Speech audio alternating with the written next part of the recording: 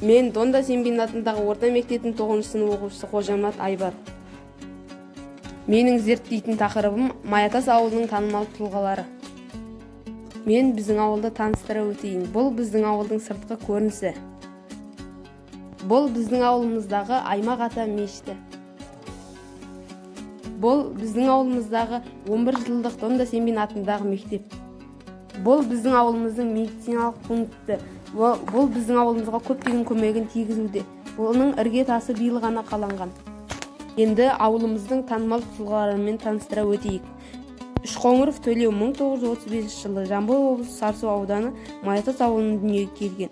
1946-1956 жылдары аудандық мектепті бітіріп шықты. 1969-1994 жылдары аудандық ішкі істер бөлімінде абыройлы қызмет атқарды. 1994 жылы запастағы майор шенімен зейнеткерлік демалысқа шыққаннан бері творчестволық жұмыста айналысып жүр.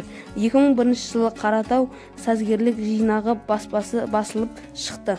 Сәуле Жамписова 1966 жылы 14 тамызда Жамбыл облысы Сарысу ауданы Маятас ауылында дүниеге келген. 1970-1983 жылдары орта мектептегі бітіріп шықты. 1983-1985 жылдары Алматыдағы эстрада музыкалық студиясының Құрманғалиев классына оқуға түсіп, оны үздік бағамен бітіріп шықты. 1986 жылы Сәуле Жамписов республикалық жігер фестивалінің лауреаты атанды.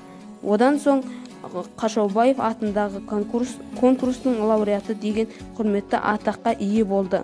1989-1994 жылдары Алматыдағы Әл-Фараби атындағы Қазақ мемлекеттік университетінің филология факультетінің бітірді. 1991 жылы Дарын жастар сыйлығының лауреаты атанды деген атақ берілді.